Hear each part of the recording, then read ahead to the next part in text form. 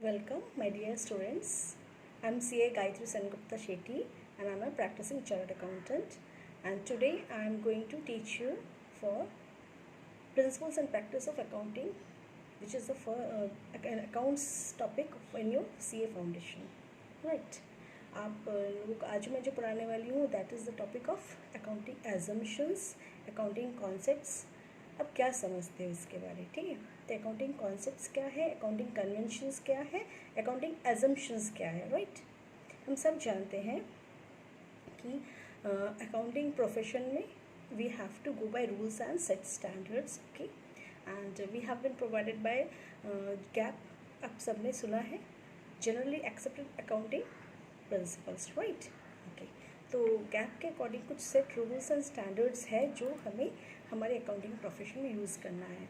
The set of standards and rules right governing the accounting profession the is known as a GAAP. And according हम GAAP follow कर रहे हैं तो उस basis में क्या है, हमें इन्फॉर्मेशन 3 टाइप्स के मिलेंगे.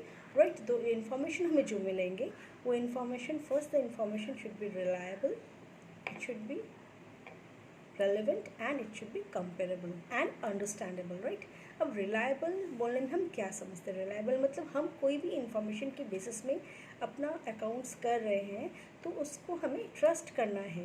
वो it has to be trusted by the users जो उसको हम यूज़ करेंगे, जैसे कि investors, stakeholders, business owners, हम सब उस पर रिलाई कर सकेंगे तो ही we can say that it is reliable. Okay.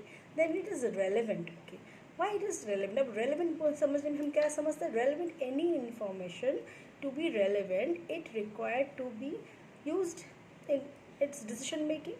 हम जब कोई भी डिसीजन मेकिंग कर रहे हैं तब में अगर वो इन्फॉर्मेशन हमें हेल्प कर रहा है to take any decisions which in fact which effects our decisions. Okay. As a business owner और स्टेक होल्डर और इन्वेस्टर. ठीक है.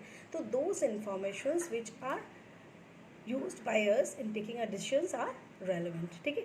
अब understandable, उस information को हम जो यूज़ करेंगे it should be understandable also. अगर वो हम समझ ही नहीं सकेंगे उसका क्या बेसिस है, क्या समझाना चाह रहा है, तो उसको हम यूज़ भी नहीं कर सकेंगे. तो it should be understandable by everybody who is using it. ठीक है.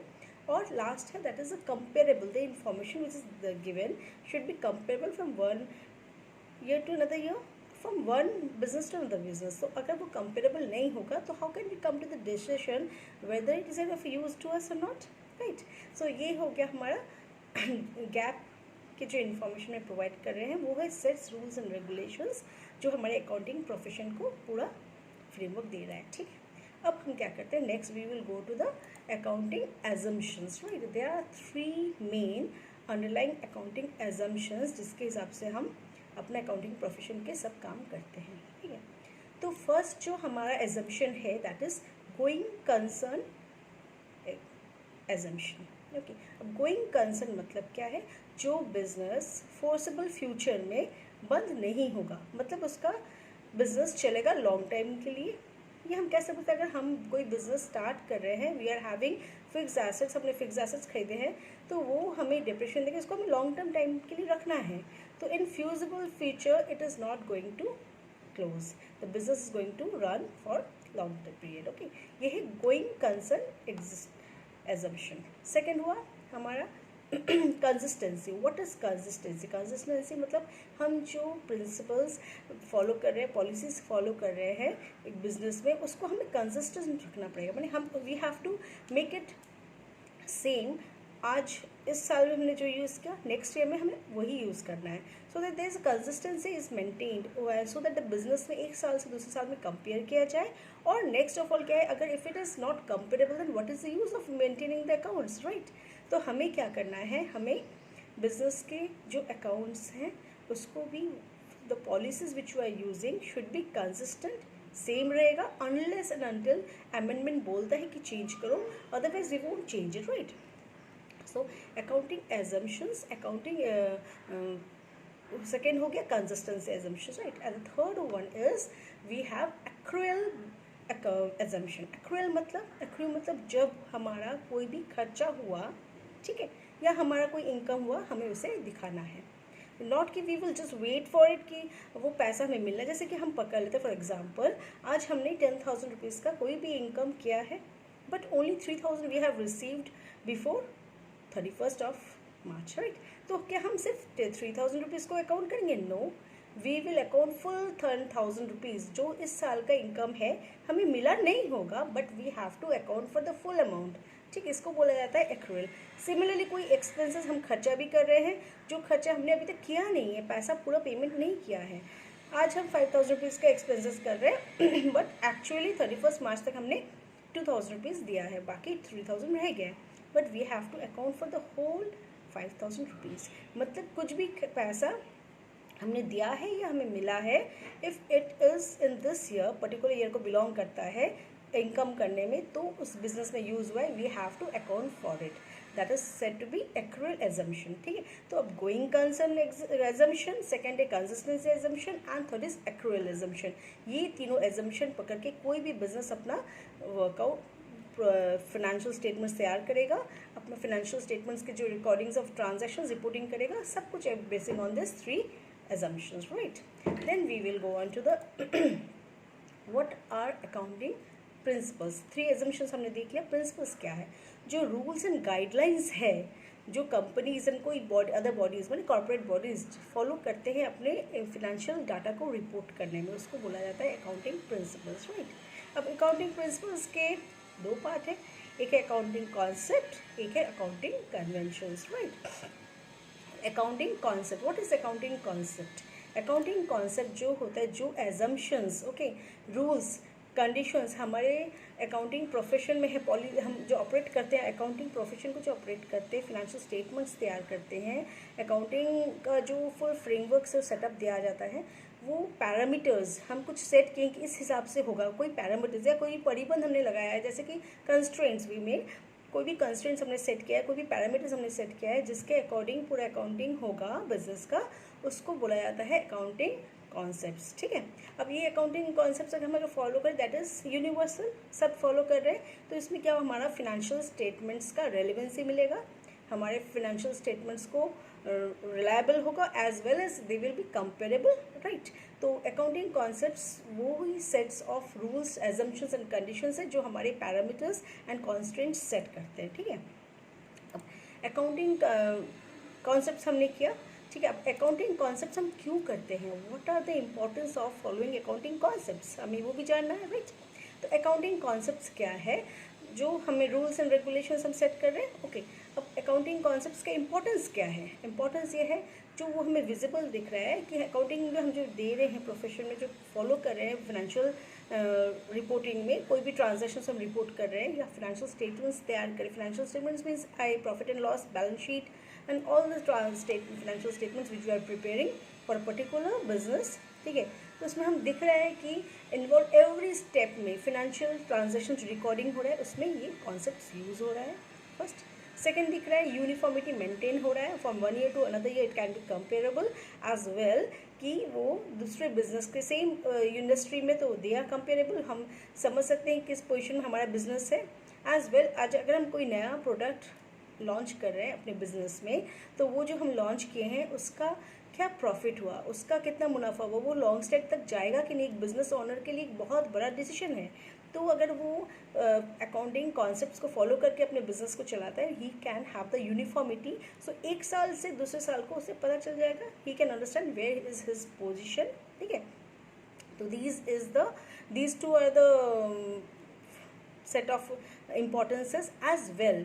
अकाउंटिंग कॉन्सेप्ट एक फ्रेमवर्क दे रहा है जिसके बेसिस में हम अपने अकाउंटिंग प्रोफेशन के जितने अकाउंटिंग वर्क है, recording to preparation of the financial statements हम तैयार कर रहे हैं, तो वो जो टाइम, एफर्ट, एनर्जी हमारा बच जा रहा है क्योंकि already a framework has been provided, right? ठीक है, अब और एक बात है कि हम जो कि कॉन्सेप्ट्स फॉलो कर रहे हैं, तो हमारा जो इन्फॉर्मेशन हम दे रहे हैं which is available from this accounting statements, financial statements, वो क्या होगा, they will be reliable, they will be understandable easily to everybody who uses it, maybe the business owner हो सकता है, वो एक stakeholder हुआ, shareholders हुआ, investors, okay, and second of all सबसे बड़ी बात, it can be compared from one year to the another year, as well in the same industry it can be compared with other industries also, हाँ, ठीक है। तो these are the important why we are using accounting concepts। ठीक है, अब क्या है कि अकाउंटिंग कन्वेंशंस क्या थी, अकाउंटिंग कॉन्सेप्ट्स हम पहले कर लेते हैं. What are the accounting concepts? हम डिटेल्स में full accounting concept next class में करेंगे, but just what are the accounting concepts हम जस्ट गो थ्रू करेंगे. जैसे कि एंटिटी कॉन्सेप्ट हुआ. What do we mean by entity concept? Entity concept हुआ the business owner is separate from the business. ठीक है, they are existing differently. That is what is mean by entity concept. Second हुआ money measurement. Business का profit को हमें पूरा money में measurable होना चाहिए.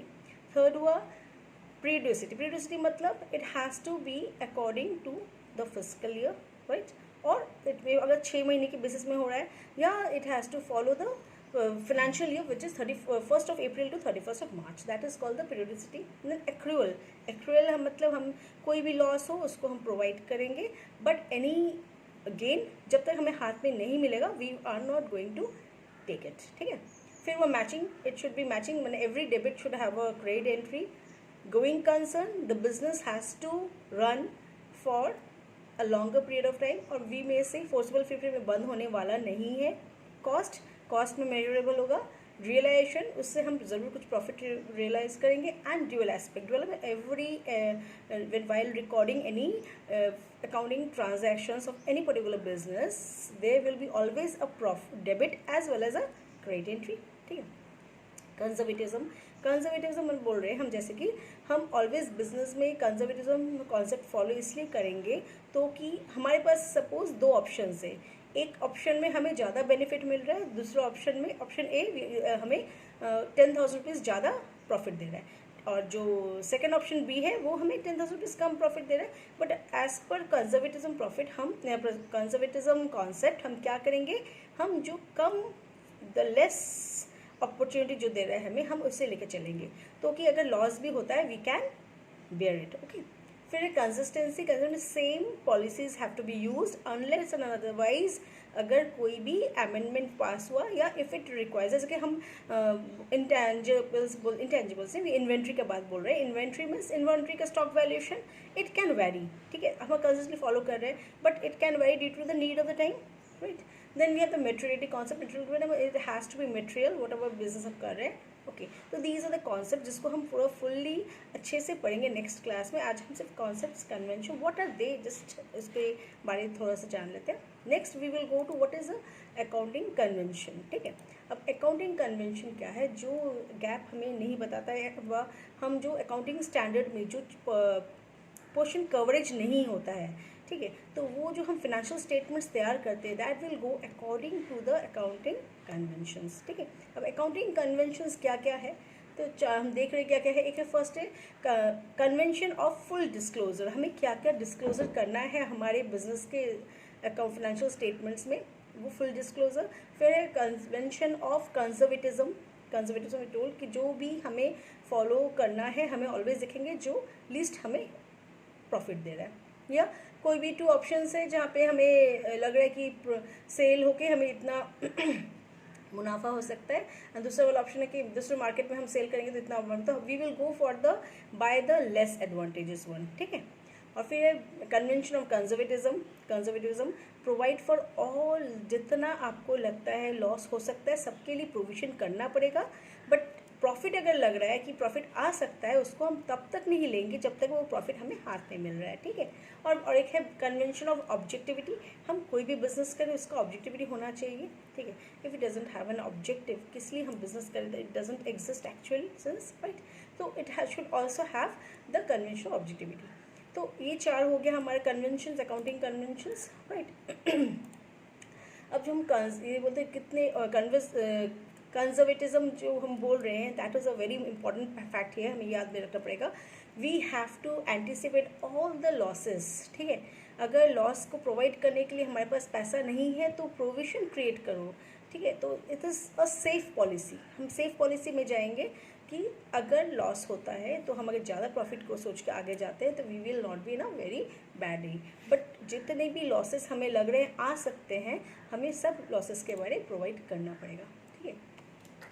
और ऑब्जेक्टिविटी होगा तो हमें क्या लगेगा कि हाँ बिजनेस का एक ऑब्जेक्टिव है कि this business is going according to all the methods which are being followed, all the principles, and वो हमारे social affect भी socially affect भी नहीं हो रहा है. तो what is that objectivity should be clear and cut from the हम किस लिए business कर रहे हैं. Profit is always objective, but profit के साथ में भी हमारा क्या business का क्या motive रहेगा, so that कि हमें जो products market में हम लाते हैं business का, that should not be in against the law. ठीक है, रूल्स एंड रेगुलेशंस फॉलो करके हम करेंगे. ओके, तो अकाउंटिंग कॉन्सेप्ट्स के बारे में हम पता चलेगा. What are the ideas, assumptions and conditions based on financial transactions. ठीक है, and organises its bookkeeping. ठीक है, हम अगर अकाउंटिंग कॉन्सेप्ट्स को फॉलो करते हैं हमारे बुक कीपिंग को हेल्प कर रहा है, क्योंकि हम we are reporting all the accounting transactions according to the accounting concepts. ठीक है, so this was the basic of it. What is we mean by accounting assumptions? 3 basic assumptions: going concern concept, then the second was consistency assumption, third was the accrual assumption, then we went to the accounting concepts and accounting conventions, right? तो ये तीनों के बारे हमने अभी just details में नहीं पढ़ा. नेक्स्ट क्लास में हम लोग क्या करेंगे, डिटेल्स में कॉन्सेप्ट्स क्या है, कहाँ काम में लगता है, how it should be treated, and conventions का भी फुल डिटेल्स में पढ़ेंगे. Okay, thank you then.